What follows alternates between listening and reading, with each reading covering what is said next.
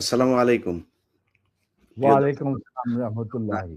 আপনাদেরকে গতকালকে যেমনটি ঘোষণা দিয়েছিলাম, সেই ঘোষণায় আমি কারো নাম বলিনি আজকে কে লাইভে আসবে। তারপরেও আপনারা আ Facebook, YouTube যত জায়গায় আমি পোস্ট করেছি সব জায়গায় মনে করেছেন যে এ মেজর ডালিম নামে আমরা যাকে চিনি, লেফটেন্যান্ট কর্নেল ডালিম বীর উত্তম। তিনি আমাদের সাথে উপস্থিত আছেন। আমি এই আপনারা সারা দেশের মানুষ যে অধীর আগ্রহ নিয়ে অপেক্ষা করছেন, আমি আপনাদের এই এ আগ্রহের সেই সময়টা আর বাড়াতে দিতে চাই না। আ আমাদের আ এই জাতির সূর্য সন্তান, যিনি আপনারা ২০২৪ সালের স্বাধীনতা দেখেছেন, ১৯৭৫ সালের যে স্বাধীনতা, সেই স্বাধীনতা এনে দিয়েছিলেন আপনারা যে মানুষটিকে দেখছেন, সেই মানুষটি আ জনাব মেজর ডালিম। আমি আপনাকে মেজর ডালিম বলেই চিনি। কারণ আপনার জীবনের সবচেয়ে যে পুণ্যের কাজটি করেছিলেন সেটা মেজর ডালিম হিসেবেই করেছিলেন। যে কারণে আপনাকে আমরা মেজর ডালিম হিসেবেই ডাকতে স্বাচ্ছন্দ্য বোধ করি। অ্যা আপনি জাতিকে অ্যাড্রেস করতে পারেন। ধন্যবাদ ইলিয়াস। জানা উচিত এই জাতি প্রতিটা মানুষ জানতে চায় কি হয়েছিল ৭৫ এর ১৫ই আগস্ট? প্রথম কথা, প্রথম কথাটা হচ্ছে যে ১৫ই আগস্ট কিন্তু কোনো বিচ্ছিন্ন ঘটনা না। এটা সূত্রপাত হয় মুক্তিযুদ্ধ চলাকালীন অবস্থায়। আমরা বুঝতে পেরেছিলাম যে বাংলাদেশের মুক্তিযুদ্ধটা অ্যাকচুয়ালি কাদের ইন্টারেস্টে হচ্ছে। এটা কি আমাদের ইন্টারেস্টে হচ্ছে যে আমরা আমাদের দেশ যুদ্ধ করে স্বাধীন করব, নাকি এটার পেছনে অন্য কোনো উদ্দেশ্য কাজ করছে?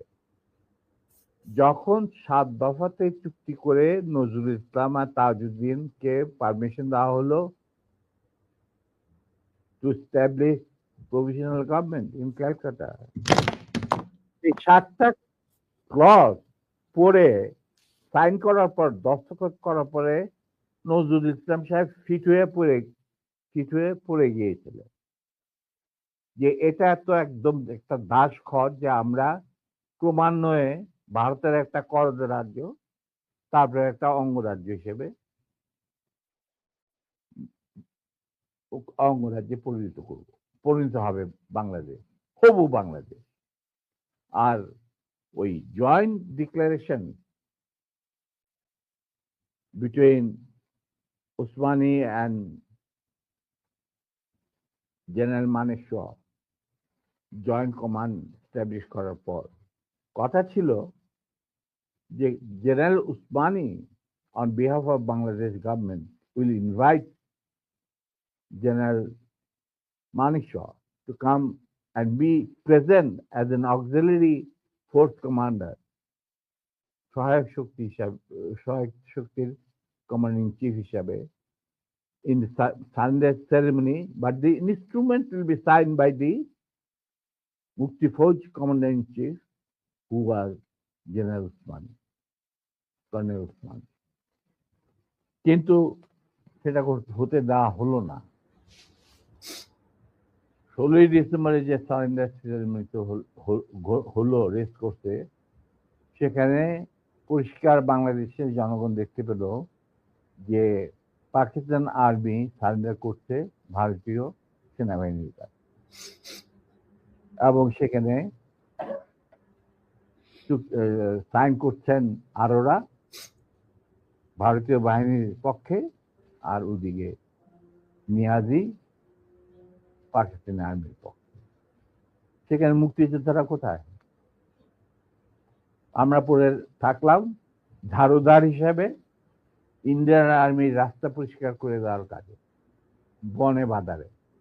আমাদের কি কোনো শহরগঞ্জে ঢোকার পারমিশন দিল না মুজিব সরকার, মানে তাজউদ্দিনের সরকার, আওয়ামী লীগ সরকার। সেই অবস্থায় কি প্রমাণিত, এটা এই ঘটনায় কি প্রমাণিত হলো? ইন্ডিয়া প্রমাণ করলো সারা বিশ্বে যে বাংলাদেশ জনগণ নিজেরা যুদ্ধ করে দেশ স্বাধীন করেনি। বাংলাদেশ নামক একটি রাষ্ট্র প্রিমেচুরলি জন্ম দেওয়া হয়েছে as an outcome of Indo Pakistan war, যেখানে ইন্ডিয়া জিতেছে। এইটা হলো ইতিহাসের শুরু। তারপর মুজিবকে যখন ছাড়া হলো, সে তো কিছুই জানতো না যে দেশ স্বাধীন হয়েছে, কোনো মুক্তি ফৌজ বলে কিছু ছিল, হাজার হাজার লোক দেশচ্যুত হয়েছে, প্রাণ হারিয়েছে, কি জানতো। সে তাকে যখন ছেড়ে দেওয়া হলো, তখন ইন্দিরা গান্ধী তাকে পাকিস্তানে ফোন করে বলল যে ফোন করলো মুজিব, ফোন করে বলল যে আমি দেশে ফিরে যাচ্ছি। তখন ইন্দিরা গান্ধী যাওয়ার আগে আপনার সাথে দেখা করে আমি আপনাকে কৃতজ্ঞতা জানতে চাই। তো তখন ইন্দিরা গান্ধী বলল, কৃতজ্ঞতা তো জানাবেন, আপনি ফোন না করলে আমি আপনাকে ফোন করতাম, আপনাকে ঢাকায় সরাসরি আপনি যাবেন না, আপনি নয়াদিল্লি হয়ে যেতে হবে।